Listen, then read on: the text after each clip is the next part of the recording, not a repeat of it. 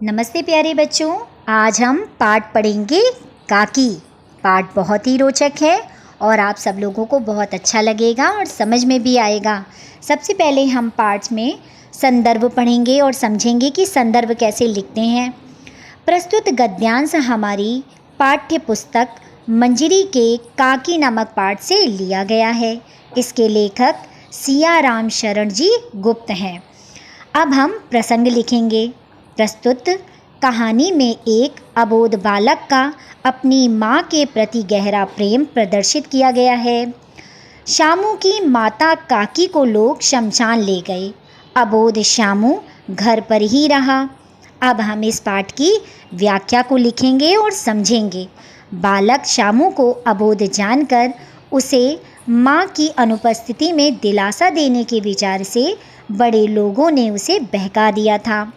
उन्होंने उसे बताया कि काकी को मामा ले गए हैं, लेकिन धीरे धीरे शामू को यह बात समझ में आ गई कि काकी भगवान के पास चली गई है, जो ऊपर आसमान में रहता है। शामू काकी से मिलने के लिए कई दिन तक रोता रहा।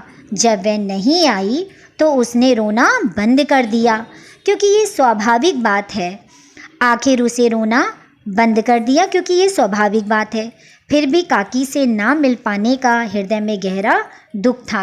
वह अकेला बैठा बैठा ये सोचता रहता कि काकी भगवान से किस प्रकार उसके पास आ जाए। वह अबोध बालक दुख से ऊपर आसमान की ओर टकटकी लगाए रहता।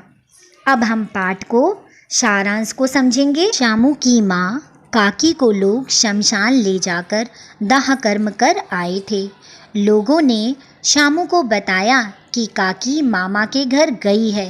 धीरे धीरे शामू का रोना तो बंद हो गया, परंतु मन का शोक दूर नहीं हुआ। शामू ने अपने पिता विश्वेश्वर से एक पतंग ला देने को कहा। विश्वेश्वर के ऐसा न कर सकने पर शामू ने उसके कोट से चवन्नी निकालकर पतंग मंगवाई और भोला को बताया कि यह पतंग ऊपर राम के यहाँ जाएगी, इसको पकड़कर काकी नीचे आएगी।